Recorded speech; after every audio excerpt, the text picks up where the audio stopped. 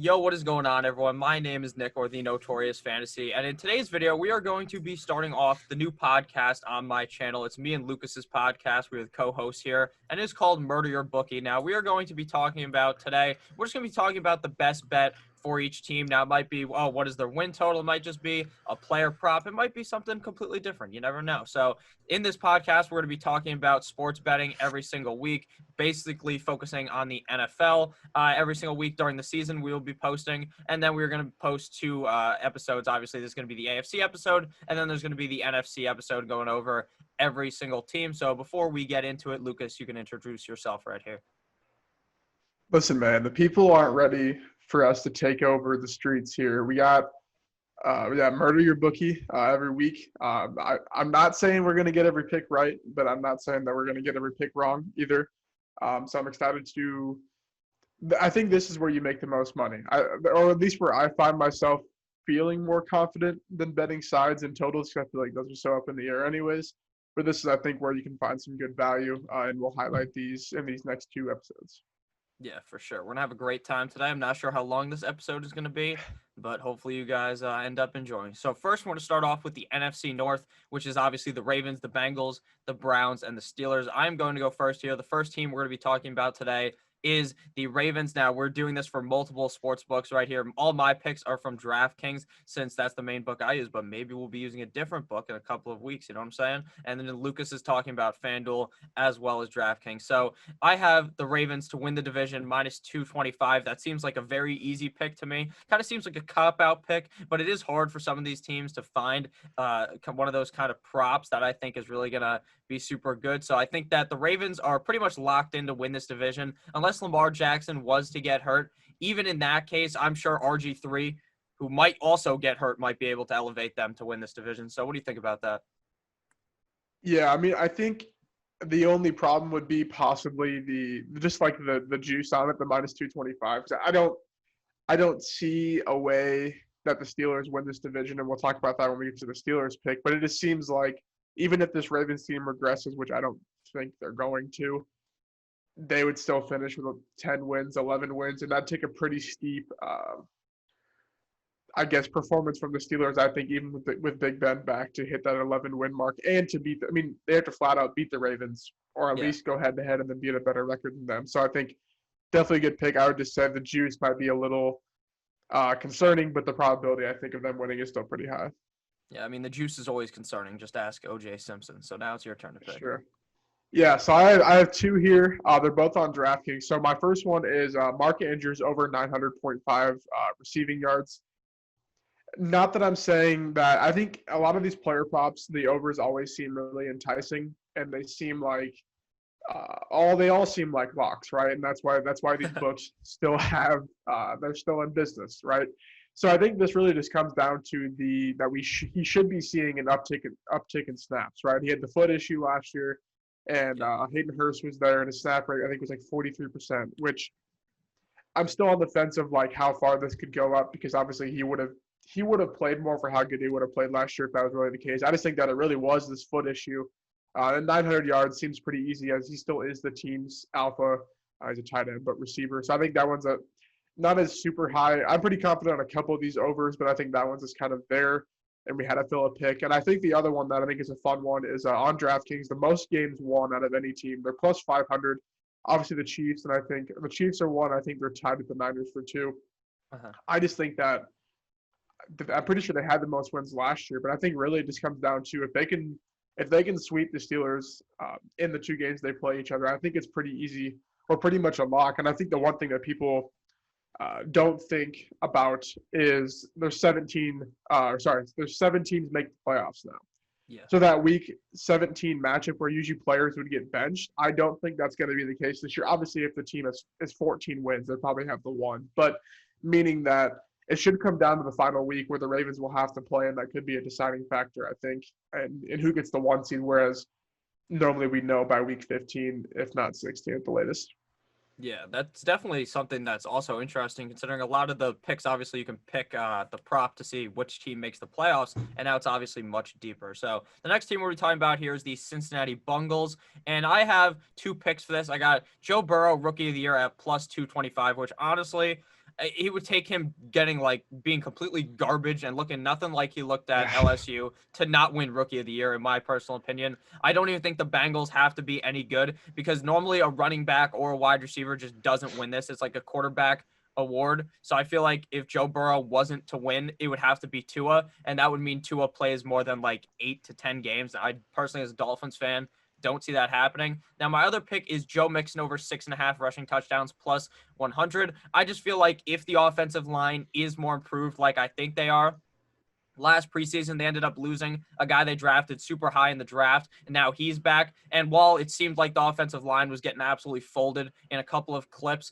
that the Cincinnati Bengals tweeted out where Joe Burrow is running 800 feet back just to get away and still throwing the ball, I think Joe Mixon will just have a much better season. We saw him really improve deep down the stretch last season. I think over 6.5 isn't the biggest ask for Joe Mixon, considering he's not thought of as one of those guys who's going to score a bunch of receiving touchdowns. So I think 7+ rushing touchdowns is definitely in the books for Joe Mixon. So I like him there at over 6.5. Yeah, I like the Mixon one for sure. He was, I know he was one of, I think, top three in terms of positive regression candidates. I have him projected for 8 rushing touchdowns and 2 receiving touchdowns. I know that's just a rushing. There are some where you can combine. I Yeah. don't know if he's on there. It's very limited, but I do like that. There is concern that I guess news, when we're recording this today, that he wasn't at camp yesterday due to possible holdout. So I'd keep a monitor on that. I'm not really for sure what that's going to entail because the Bengals are kind of a wild card team and they haven't really had a scenario like that with holdout and such. AJ Green kind of, but nothing to that extent. And so I can go into mine. So I think, I have Burrow Rookie of the Year at plus 225. I don't want to say that it's guaranteed, but you're getting plus odds for a guy that I think there's no way any other quarterback would get it. I think the only other one would be Jalen Hurts if Wentz were to get hurt. Yeah. But I don't see Herbert coming in prior to 4 to 5 weeks at the earliest. Mhm. I have projected Tua is not even going to play this year. I just don't think he's going to need to. I don't think this Dolphins team needs to risk that yet. So really, it comes down to he has to beat out CEH, and I get there's the aspect of he plays with the Chiefs, but I think you have to overcome expectations to be Rookie of the Year, and we're expecting CEH to be this big prospect, this good first year. So I think he would have to put out Aaron Jones type numbers, 19 touchdowns or whatever Yeah. from last year for that to happen. And Jonathan Taylor, I think, is one of the he's one of the values, I guess, if you ask a lot of people. But I just think it's going to be a committee to start, and unless he puts up 10 touchdowns in the last 10 games, I think it's Burrow's for sure. And then the other one I have is over 5.5 wins on FanDuel's minus 130 for this team. And there's on the Athletic, one of the analytics writers that I guess that's one of the only guys I really follow on there. Over the last 20 years, teams that have won 2 or fewer games in a season, there's been 25 of those teams. On average, they improved the next season by 4 wins. So that's just taking the average. Obviously, there's lower and there's upper bounds of what they can hit. They were 2-14 last year. The Bengals were obviously they got Joe Burrow. There was some flukiness. I think they had 4 to 5 games in 1 field goal range. And it's a stat I think it's used as field goal luck, if you will. But they were the third teams in the last 50 years to go 0-8 in 1 or worse possession games, one score or worse games. So they're really a 4 to 5 win team to me last year with Andy Dalton, with no O-line. I make the case that the O-line really isn't better because we haven't seen Jonah Williams play last year. But I'm just taking the averages that this team should bump up to 6 wins. Their schedule, it's just kind of in the middle of toughness, but they put the Jaguars, the Redskins, the Giants, and the Dolphins, which I don't want to say those are easy wins, but you'd think if this offense is hitting, they could win those, and then they just got to mix in 2 games. If you could get it at 5, that'd be ideal, so you can hit that the pause, if you will, or the push at 5. But I think that's definitely a good win total for the over there. Yeah, for sure. I mean, last year they also benched Andy Dalton on his birthday and left him out to dry for a couple of games. So, I mean, maybe their wins, they may have even won more games last year with a better quarterback. So now we are on to the Cleveland Browns, and I have Baker under 3,750 yards. Now, I know this might sound crazy because any quarterback that is somewhat competent typically can get that many yards, if I'm being honest with you. But at the end of the day, I just think that this is minus 110. I think that Kevin Stefanski is going to come in there and really try and run the rock and really turn Baker into a guy who I think Baker is a fine quarterback. I just don't think he's going to be throwing the ball enough for him to be able to get this. Now, 3,750, like I said, this is kind of a risk because it's not that hard to throw over that amount. But at the end of the day, I just think if they're running the ball that much, that he will not be able to overtake that. And why would they not run the ball a lot, considering they have like the hardest, two of the better backs in the NFL? If you're rating like backfield, they're probably the number one backfield, Kareem Hunt and Nick Chubb. So I just don't think they're going to be throwing the ball enough for Baker to surpass 3,750 yards.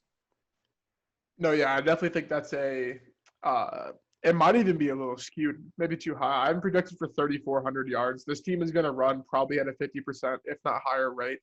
They have no reason to throw an immense amount of targets to Landry, Hooper, and banged up Odell. Like it's just not. I just don't think it's in the realm of possibility. If he throws for over 4,000 yards, they're going to be a really good team, and I just don't think that's the case. So I definitely think that one's very solid. And they have a tough. I mean, based on win totals, their schedule is easy, but if you go to pass efficiency and defense efficiency, they're sitting right around the middle of the pack there. So I definitely like that. And kind of along those lines, I have under 8.5 wins at plus 100 on DraftKings. This one is like, okay, you're just looking at the schedule. They have in their easy games the Bengals twice, obviously, the Redskins, the Raiders, the Texans, the Jags, Giants, and Jets at the end of the season. Realistically, you would think, okay, say they win all those. That's 2, 4, 6, that's 8 games. The chance of them winning all 8 of those teams with win totals less than them is probably still tough. I think the Bengals could compete. The Raiders, the Texans obviously can compete. And I think one of the Jags, Giants, Jets, they'll drop one of those. It's just not football works. They can't win every game that they're favored in. The games outside of that, though, they have the Ravens twice, the Steelers twice, Cowboys, Colts, Eagles, and Titans. I don't see how they win a single one of those games. Personally, to me, I know they beat the Ravens last year, but that was a fluke game. They put up 40-some points on them, and then the Ravens came back and just smacked them after that. So it's just 9 wins to finish third in the division just doesn't seem legit to me for this team. Because if they get 9 wins, then that means the Steelers are probably behind them at 8 wins. So it's just kind of I'm playing the odds here, taking the plus money for a team that did get better, but I still think they're not a 9 to 10 win team. All right, I definitely agree with that. So now on to the final team of the AFC North. This is the Pittsburgh Steelers. I have Big Ben comeback player. Now, this bet completely, plus 300, completely relies on if Big Ben can stay healthy or not. Obviously, I think if he stays healthy, I think there's potential that they make the playoffs. So, I mean, comeback player of the year is definitely in the books for him. I'm not sure who else would win it. I mean, sure, J.J. Watt can win it, but that guy, there's like no chance he stays healthy either. I think Big Ben, when he's healthy, is a really good quarterback. We've seen it in the past. Hopefully, he's not over the hump where the injuries are just going to keep coming back. He's going to be he's already constantly in a walking boot, but he used to actually play in the walking boot. Now he might have to sit it down. So I just hope Big Ben is able to stay healthy because this seems like a lock, to be honest with you, at plus 300 if he is to stay healthy. So what do you think about that? Yeah, I mean, I think he's completely healthy. I've been on the fact that he's not going to come back if he's not. He would just retire. There's no point of the Steelers not drafting a quarterback, not looking at the quarterback market if he's not healthy. I think this really comes down to him or Cam Newton to me. And I think it really just comes down to who makes the playoffs, which to me, I think honestly both teams will. But it's really just I think the Steelers have better odds to be a better team. They should be a better team, but we'll see. They probably will make the playoffs. Big Ben, when healthy, which I think he is healthy, is elite. He's a top 5 quarterback week in and week out on this in the NFL. So yeah, I definitely think that's good. And honestly, you could probably, I don't want to say to lock up profit, but I think Cam Newton's the favorite, if I remember right, you could bet them both just to guarantee that you win money. Because I think like those two and like Bradley Chubb would be the only one that I could think. Because yeah, Watt, no way. He'd have to put up 10 plus sacks to outget votes on Big Ben and Cam Newton. Yeah, definitely. So then I guess foreshadowed it a little bit, but then on DK, on DraftKings, they're plus 120 to finish second in the division.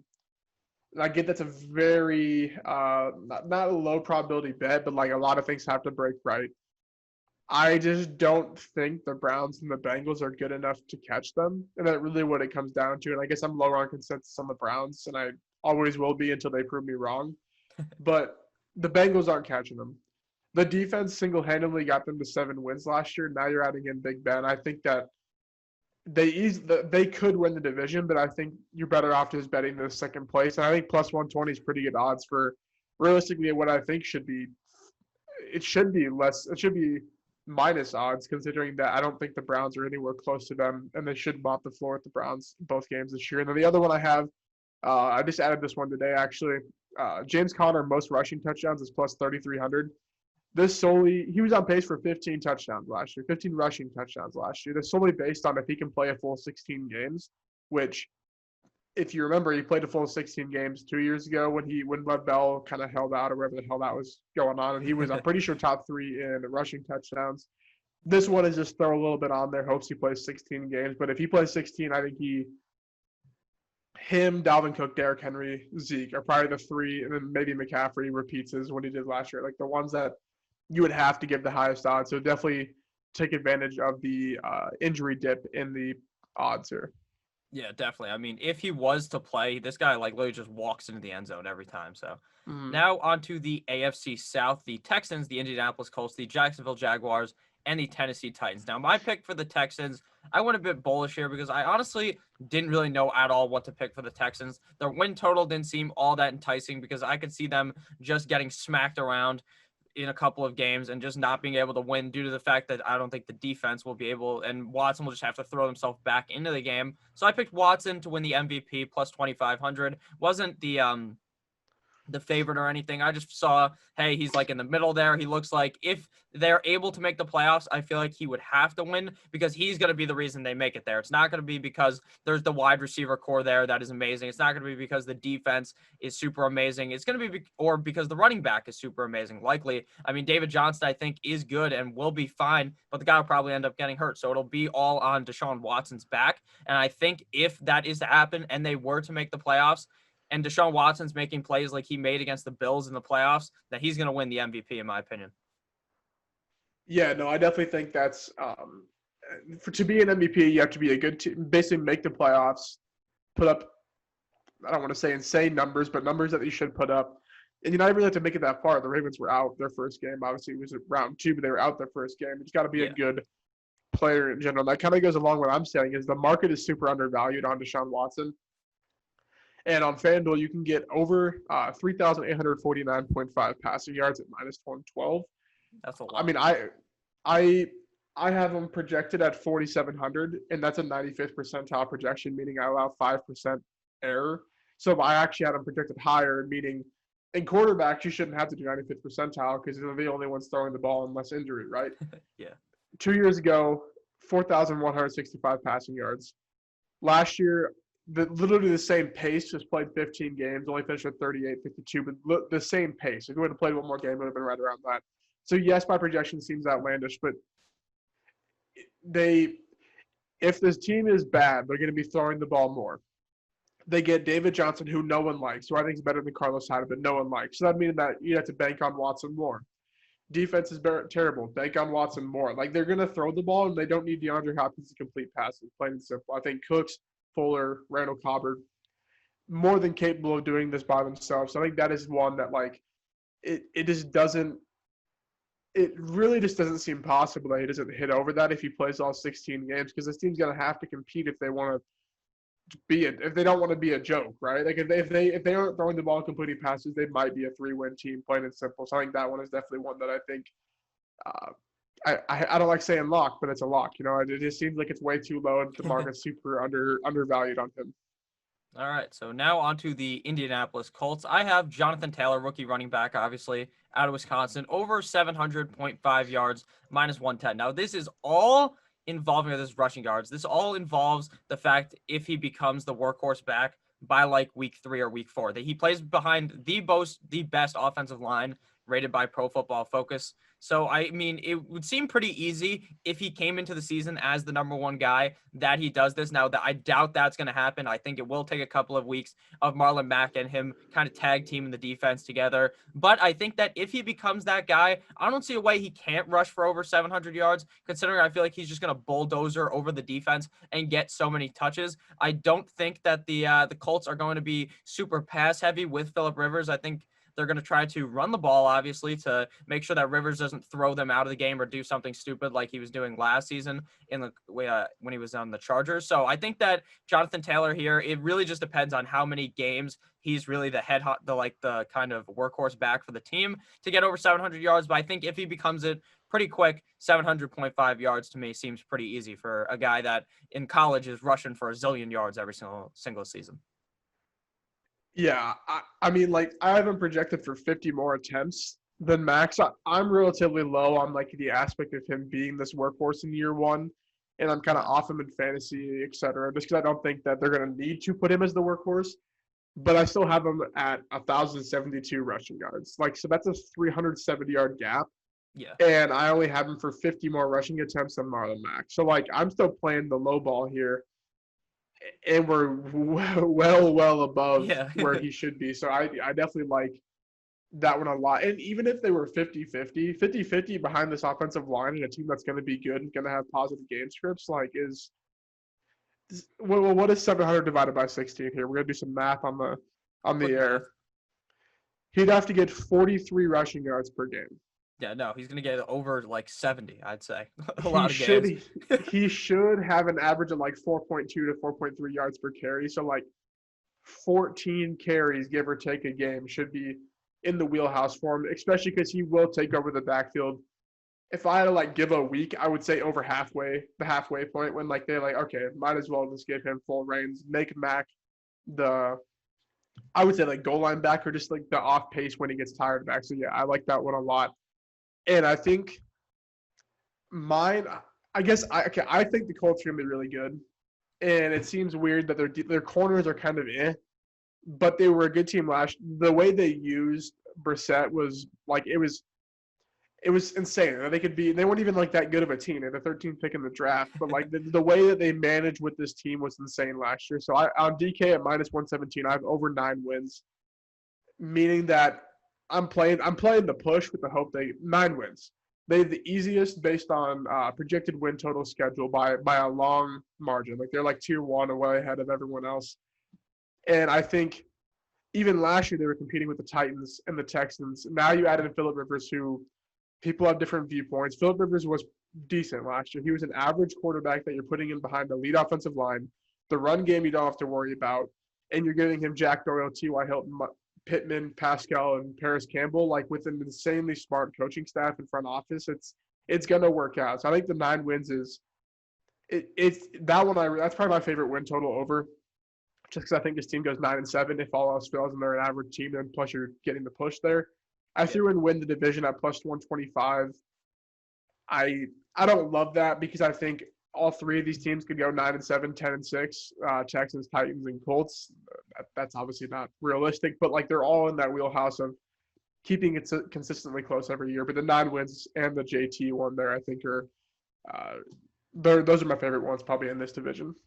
Okay, so next up with the Jacksonville Jaguars, I have DJ Chark, my main man, over 975.5 yards at -110 on FanDuel. Now, I think this defense is going to be absolutely atrocious. They're no longer the Jacksonville Jaguars. They're a team that's going to be getting bent over constantly by the offense. That means that Gardner Minshew is going to have to throw. Now, regardless of what you think about Gardner Minshew, I personally believe Gardner Minshew is a guy who is more competent than a lot of people probably believe he is. Obviously, after 9-inch Nick Foles went down last year, he came in out of nowhere and played well, but then they benched him for Nick Foles, which really hurt him because it took him like 2-3 games to come back and they look good again. So if he's coming into the year as the starter and DJ Chark is clearly the wide receiver 1 on the team, I just see no way DJ Chark doesn't finish over 1,000 yards, and that obviously more than 975.5. So as long as DJ Chark isn't hurt, I really can see him doing well considering they're going to be throwing the ball all game long. Obviously, I still believe Leonard Fournette is going to be fine in real life, but I think that the fact that they have to throw the ball so much, DJ Chark should easily be able to hit the over 975.5 in my opinion. Yeah, I have him at 999 yards right now, and that's this team is tough for me because I don't know how this offense is going to shake out between if Shenault is going to be the 2, if they're going to run 4 to 5, because Chris Conley was still good last year. Yeah. Edie Westbrook is still good. Chark is the one. Ultimately, I just don't know how this team's going to diversify the ball, so we'll see. But I don't think that's bad at all because this team is going to throw the ball a lot. Kind of going along with mine is I I didn't really find what I loved. Under 4.5 wins is plus 107 at DraftKings. This team is projected to have the number one pick. They have minus odds to be the worst team in the league, worst record. So like you would think the plus money at 4 wins, which is relatively the number one pick, anywhere from 2 to 4 every year, seems all right. I guess I don't love it, but I think it's more so like it seems like it's legit based on what the market's telling us. But due to this team throwing the ball, I can see them picking up 3 to 4 wins they shouldn't have in close games. So that's why I'm just I don't really have a favorite one, I guess, for this team. Yeah, I mean the highest wins I'd say they could get is probably like 5. So under 4.5 seems pretty good. So final team of the AFC South is the Tennessee Titans, the team that last year came out of nowhere once Ryan Tannehill started. So I got them at over 8.5 wins, minus 130. I feel like if they just run the goddamn ball a zillion times, they're going to win 8.5 games. It seems like nothing will be able to stop Derrick Henry unless someone walks up to him and just kneecaps him and smacks him with a pipe or something. I don't think you're going to be able to stop him. I think 8.5 wins is definitely possible in this division. I mean, you would think you could beat the Jaguars twice. You would think the Texans defense may not be good enough to stop Derrick Henry.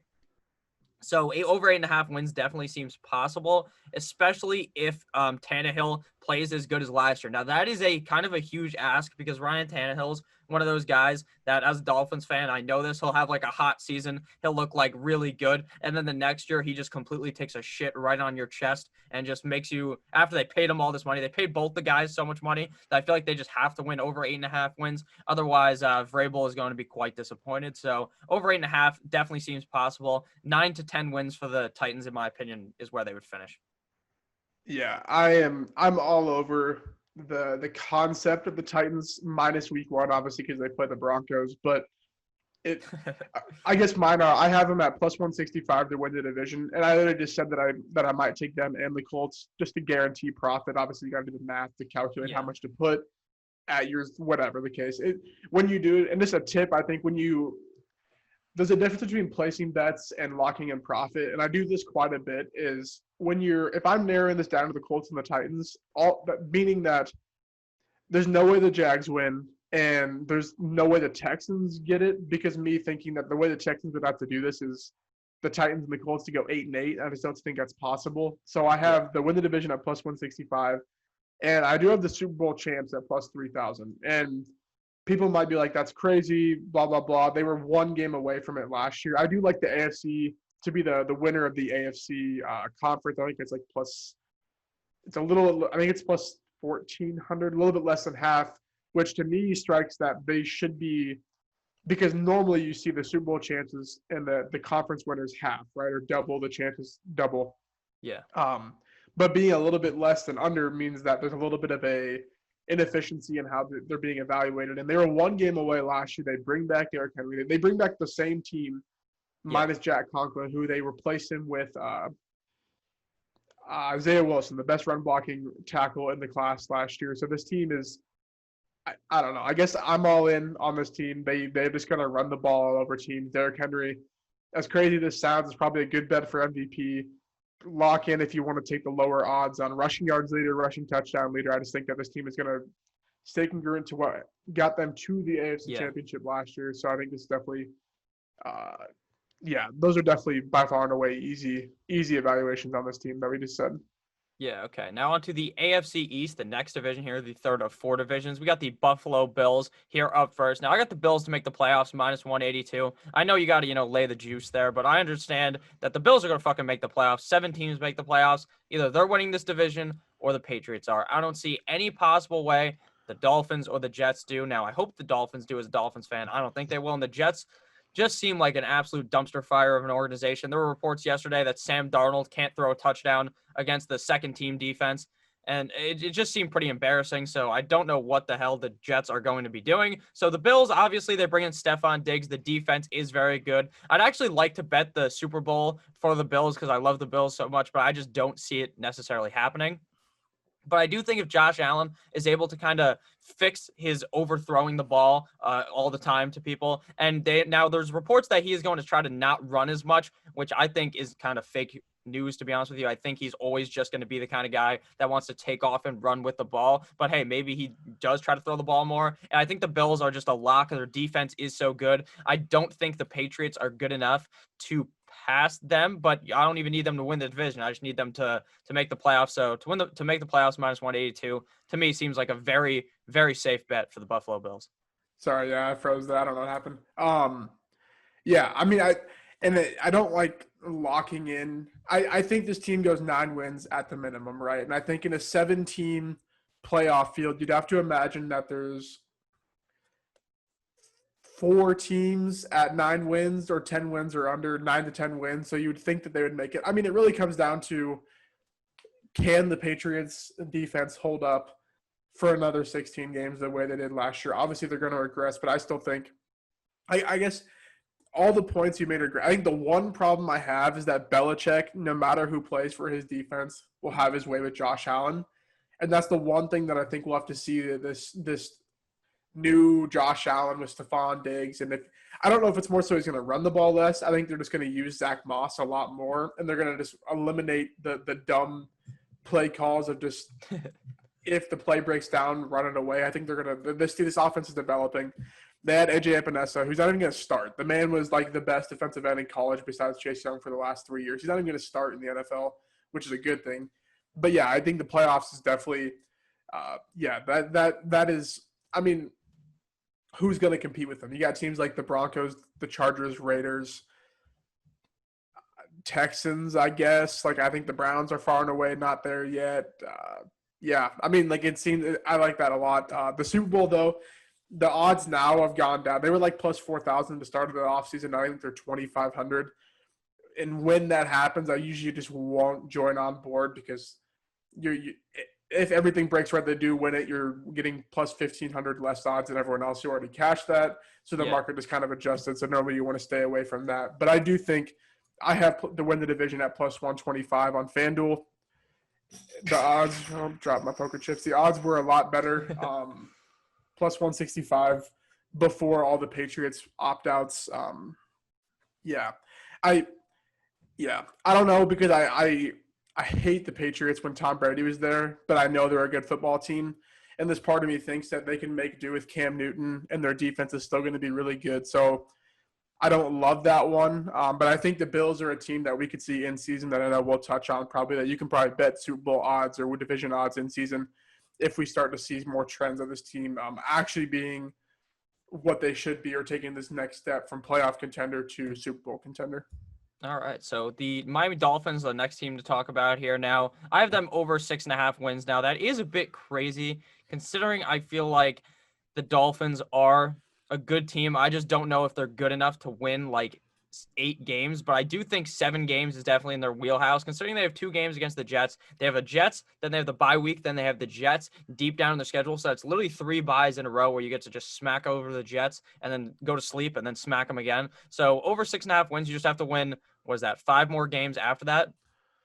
Maybe quick math, I think. So I don't know. I think the Dolphins are good enough to do that. It just really depends on if they start Ryan Fitzpatrick or not, if they pull Tua or not. I mean, or not if they pull Tua, if they pull Fitzmagic or not, due to the fact that I think the Dolphins are a good enough team, but I just worry about what happens if Fitzmagic does what he always does and just is completely ass this year. You know, that's what always happens with him. He's good on one team, and then he's good on the team the first year, and then the second year, the guy's just absolutely atrocious, and then he flies over to some new random team, and then he's amazing again. That's just what always happens with Ryan Fitzpatrick. It's the Ryan Fitzpatrick cycle. So over 6.5 wins is definitely possible, especially with the coaching there. I think Brian Flores really juices everything out of his players to make sure that he gets every ounce of skill out of them. And even if they're not very skilled, he makes them more skilled. So I think the Dolphins over 6.5 is definitely possible. And plus 110, I'll take the kind of coin flip on that.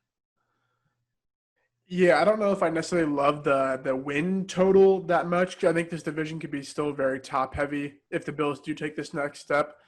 But I do on DraftKings finish third in the division is plus 170.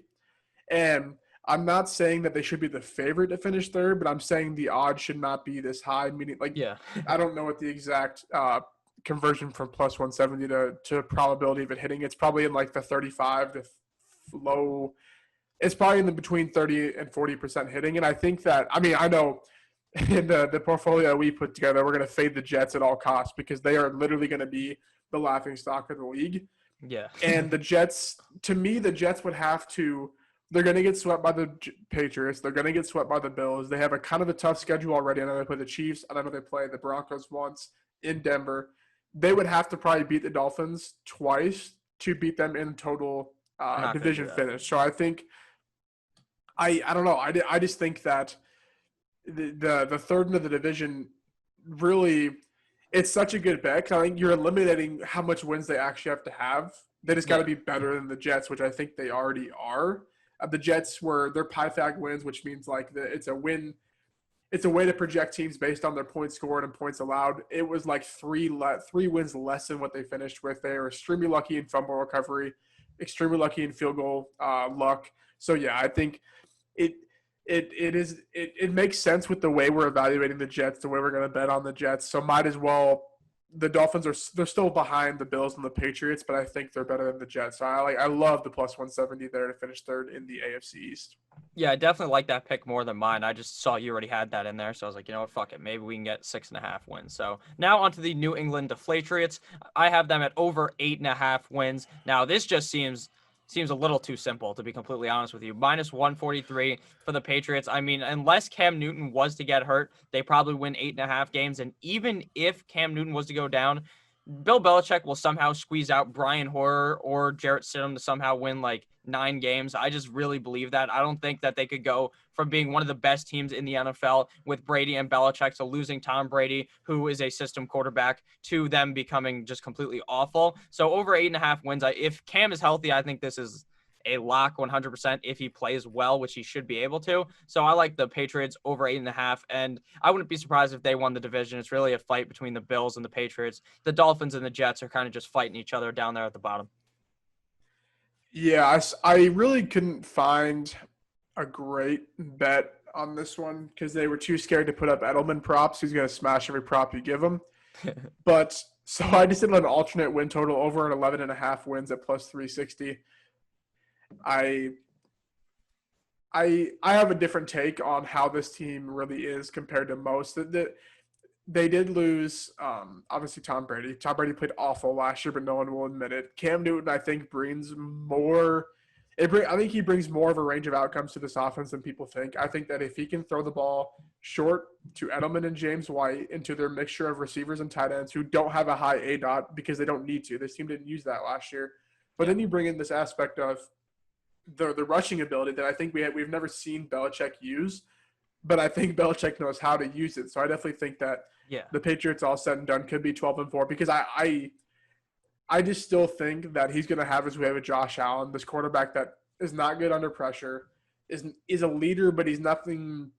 He's not a Kyler Murray, a Lamar Jackson, a Mahomes leader. He's like this average quarterback that's just huge and has big play upside. But I think really, I just really think that he's going to have his way. The odds say he's going to have his way with Allen more often than not. So the over 8.5 wins, I like it. The win the division, I like it, but I don't love any of them. So I just threw an alternate over 11.5 wins here.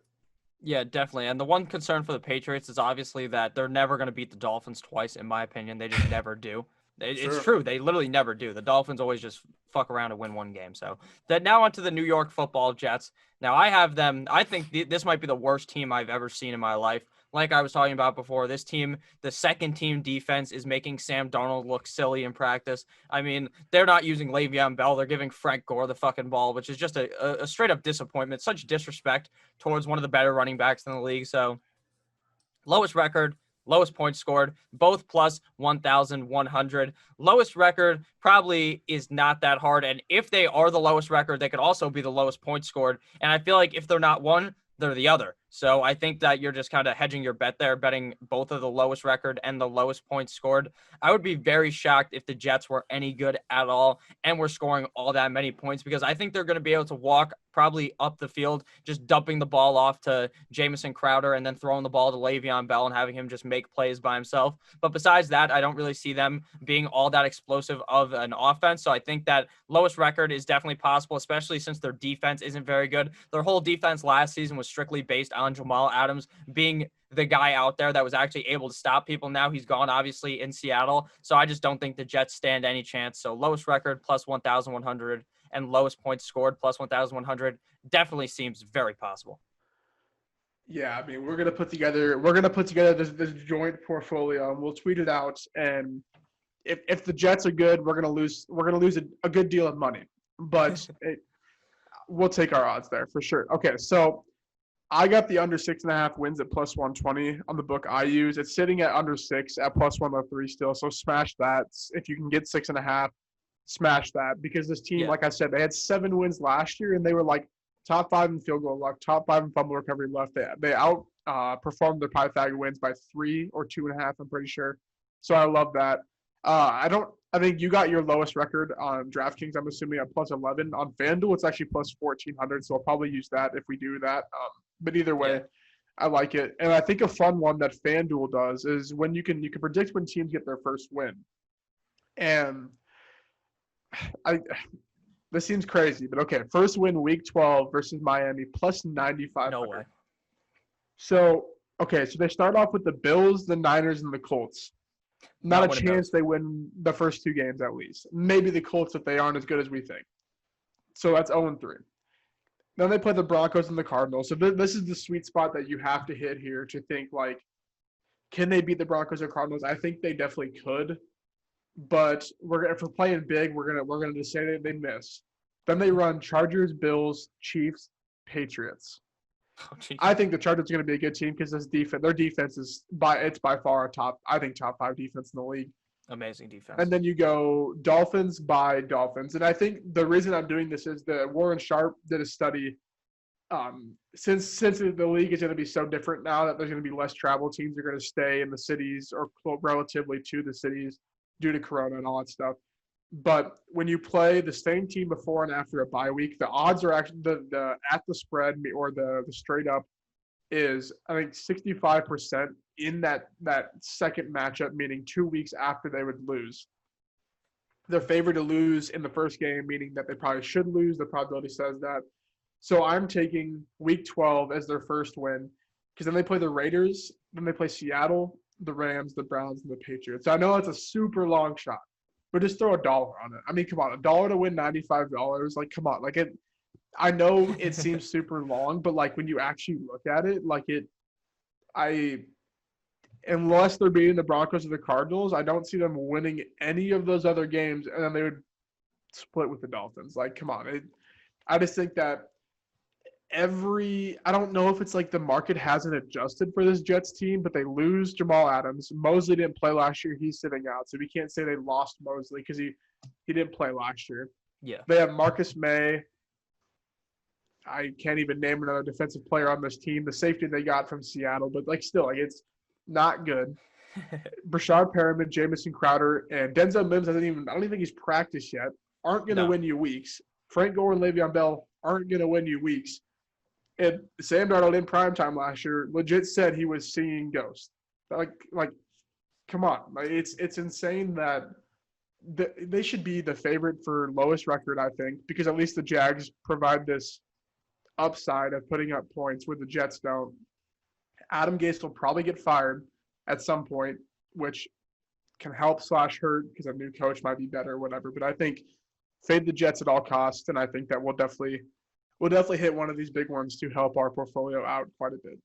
Yeah, I mean, I'd rather take fucking Sam Darnold to get mono at minus 110 than bet the Jets to win over 6 games. So now onto Lucas's division, the Broncos division, the AFC West with the Broncos, the Chiefs, the Raiders, and the Chargers. So I got the Broncos. I got Cortland Sutton under 1,050.5 yards. Now, I know this may sound a bit stupid because Cortland Sutton played phenomenal last year at minus 110. The guy was literally a beast. But I think this might be a case of too many wide receivers inside of the kitchen for the Broncos. I think it might be that Jerry Jeudy comes there and takes some of it away. And we don't really know how good Drew Lock is. Now, we saw him in a 5-game sample size, which isn't much in the NFL. I'm a big fan of Drew Lock, and I hope that he's good. I just worry that Cortland Sutton isn't going to be able to hit over 1,050 yards.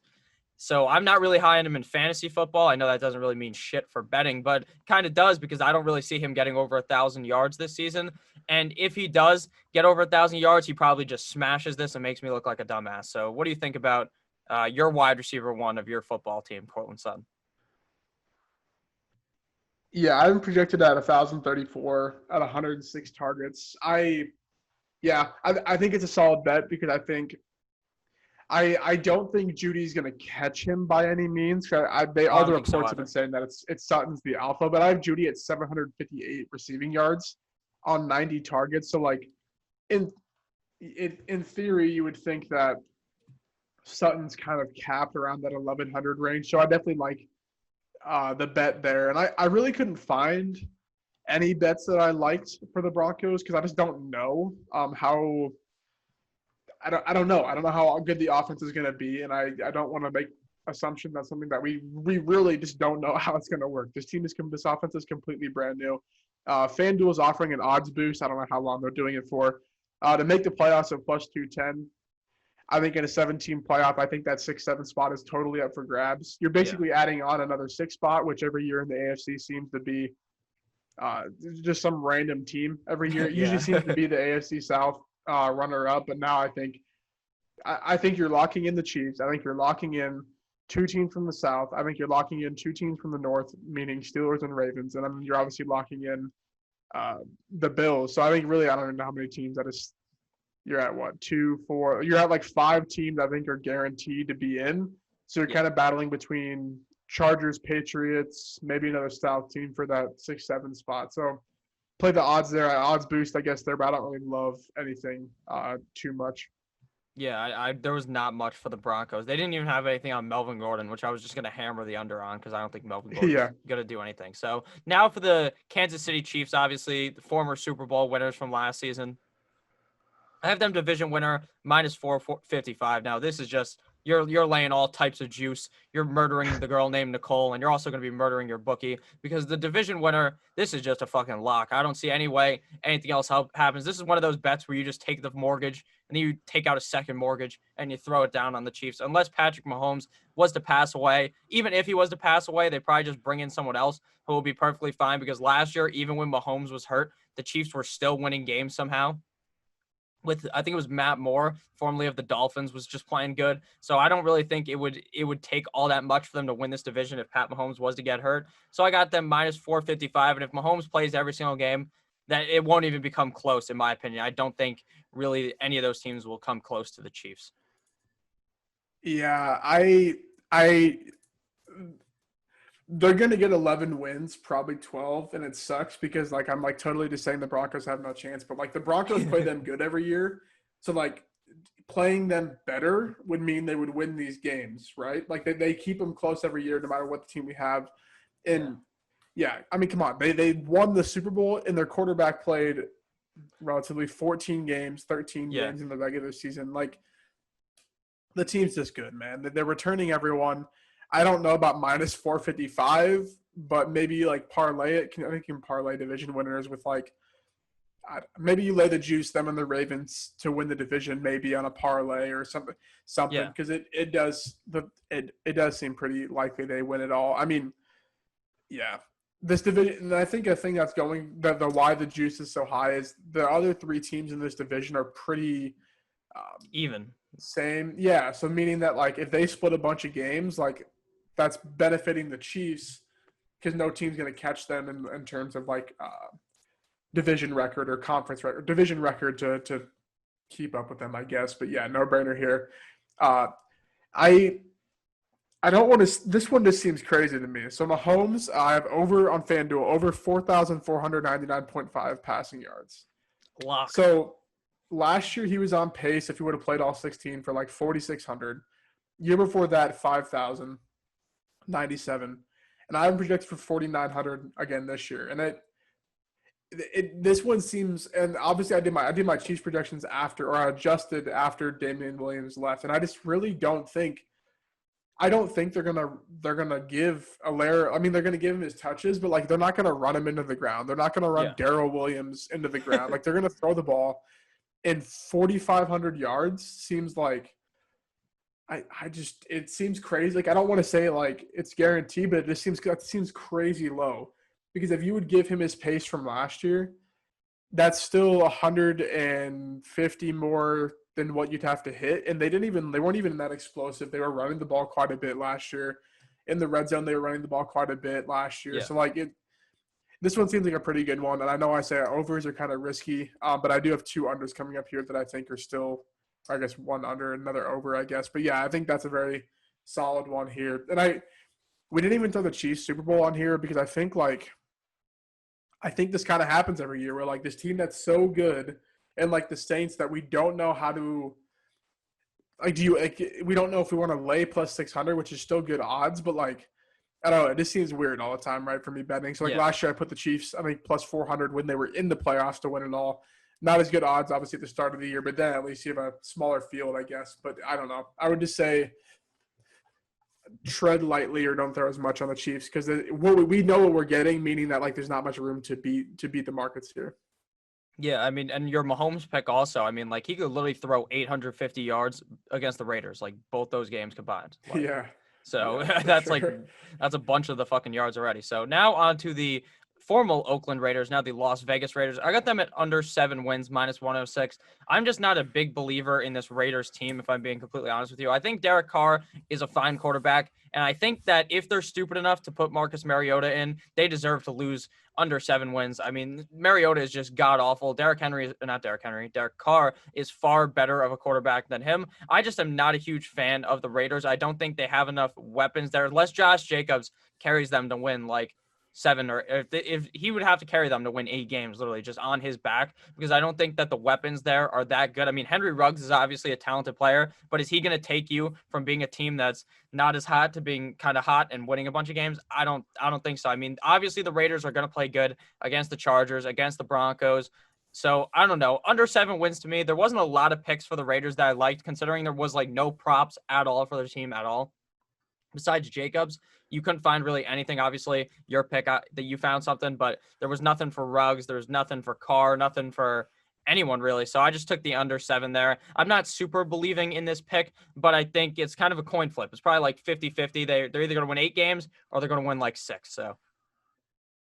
No, yeah, I definitely like that because I don't think I think this team is kind of right around that range. I don't think they got much better. Obviously, they added receivers, but still, like they to do that, then we need to probably split with the Broncos and split with the Chargers, which they probably will. But then you still got to win other games. So I think it's solid. If you could get 7.5, though, I think that'd be ideal. Just because that wouldn't make any sense. Because under, never mind. I guess 7's probably fine because that's relatively where you think they'd finish. So I don't think that's terrible. Mine though, I love this one. So Darren Waller under 900.5 on DK at minus 110. And I like that too. A good way to look at these props is, well, according to someone, projections don't matter, I guess. But you have to take into account the range of outcomes for this team, and you can compare my projections to any other person's projections. People that do this for a living. I'm relatively high on Waller, and I'm not high on Waller in the general aspect of it, meaning that like everyone's low on him for a reason, right? Because I'm projected at 92 targets. That's like 30 less than 20, some less than what he was last year. And I gave him pretty relatively to last year efficiencies in terms of yards per catch, etc. And I have him at 823 yards. 900 is pretty insane to me because that means you're projecting Ruggs to not be a factor, Edwards to not be a factor, Bowden to not be a factor, Jacobs, Rashard, Riddick to not be a factor. It just seems like you're playing the odds on this one, and I'm projecting him relatively high compared to others, and I'm still 60-some yards, 70-some yards less than what the line is. So I definitely like this one. And all in all, I could be wrong because I could see him putting up what he did last year, but the odds are saying not to. So I like the under 900.5 there. Yeah, and I think that doesn't mean necessarily that Waller's a bad player because it could mean he could score a bunch of touchdowns because that's obviously possible and still just not hit 900 yards. So now on to the final team here of the video. Hopefully you guys have enjoyed. We got the LA Superchargers here, and there was not a lot for the Chargers. There wasn't really anything on DraftKings about Austin Eckler, which was kind of disappointing because I think Eckler could get over 2,000 combined yards, which may sound a bit crazy, but I think it's possible. So I took Joey Bosa, Defensive Player of the Year, at plus 2,000. Now, obviously, pretty hard for Joey Bosa to get this, but if the Chargers are good and if that defense is as good as we believe that they are, and he's just able to stay healthy, They gave him the big bag. They paid him a shit ton of money a couple of weeks ago to be that guy. So hopefully he is that guy. So plus 2,000 to win Defensive Player of the Year for Joey Bosa is my pick. But there wasn't a lot about the Chargers at all, really, that I could find. And your pick is probably the only other one that there was on there that I saw being even somewhat possible. Yeah, this one is crazy to me. And the whole fantasy market is, I don't know. A receiver that put up 1,200 yards last year. 1 yard less than 1,200 last year. 4 yards less than 1,200 yards 2 years ago. And 7 yards less than 1,400 yards 3 years ago. Has now a player prop of over 1,000. You'd have to hit 1,001 receiving yards. And that's Keenan Allen on DK, minus 110. I have him projected 1,074 on 127 targets. And it seems insane that this is there because I know I'm not giving myself much room on my projections, but he plays in the slot. He is the alpha receiver, and he does this every year. He finishes over 1,000 yards. It's not pretty the way he does it, but he does it every single year. And I think the hard part is people are thinking that Tyrod and Herbert, this whole quarterback thing, isn't going to work out. But my thinking is, okay, so say Keenan Allen does not put up points or stats. Who the hell is, right? This team's going to suck. Mike Williams just got hurt. Hunter Henry's going to get hurt. He has to go over 1,000 yards, or I don't know where they're going to make up this receiving work. I mean, Eckler's going to get his. I mean, I have Eckler projected really, really high because I think he's a beast. But I think the minimum for Eckler is like 600 receiving yards. So now you have to fill in the quarterback's receiving yards, or you might be a laughing stock in the league with someone. It's going to be Keenan Allen. So I loved over 1,000 on this one, and I think he hits. I mean, I have projected for 1074, but I think more often than not he'll hit the 1,100 range. So I love that one there. Yeah, I think over 1,000 is definitely possible. I mean, I know you kind of made a joke of it, but I am worried about Tyrod and Justin Herbert not being too good, to be completely honest with you. I think Tyrod's fine, but what if they go to Herbert and what if Herbert sucks? Or what if they start Tyrod and he just looks completely awful? I mean, that's definitely going to hurt Keenan Allen. But at the end of the day, when you have a guy like Keenan Allen, I've been watching Hard Knocks, and I've really started to move up more on Keenan Allen just watching it because the guy just looks like a beast. He's going up against Harris in fucking practice one-on-one, and they're just chirping at each other. It's such a fun time. Keenan Allen is just balling out over there. So it seems like there's no way he gets under 1,000 yards. To be honest with you, he just seems too good. And plus he's making work of Chris Harris, who's one of the better corners in the league. I believe that's his name. So hopefully you guys did end up enjoying. Do you have any closing remarks here, Lucas, before we get out of here? I don't think so. If you have any questions, I'm sure our Twitters will be on the screen. Just tweet at us or whatever. If you have any thoughts, I guess, or any other bets you'd like to know our feedback on, definitely just tweet at us. Yeah, you can tweet at us, leave it down in the comments. I'll read it all, and I'll relay it to Lucas so that he can read it as well. So I hope you guys did end up enjoying. Obviously, this is the first episode of Murder Your Bookie. There's going to be one more episode coming sometime soon. We're going to record these back-to-back Michael Jordan 96, 97 for you guys, so you guys can watch both of them. Hopefully, you guys did end up enjoying. And like Lucas said, make sure to let us know your feedback on any of these picks. Maybe you think we're dumbasses. It's all fun to have a nice discourse about all these picks. So hopefully, you guys did end up enjoying. I will see you guys not tomorrow, a couple days with another episode. And then we'll see you guys week 1 for probably the biggest heater of a video you've ever seen in your life. So have a great rest of your guys' day. Check out Lucas on Twitter, and I'll see you motherfuckers probably later. There's probably another video after this anyways, because I make like 3 videos a day. So bye.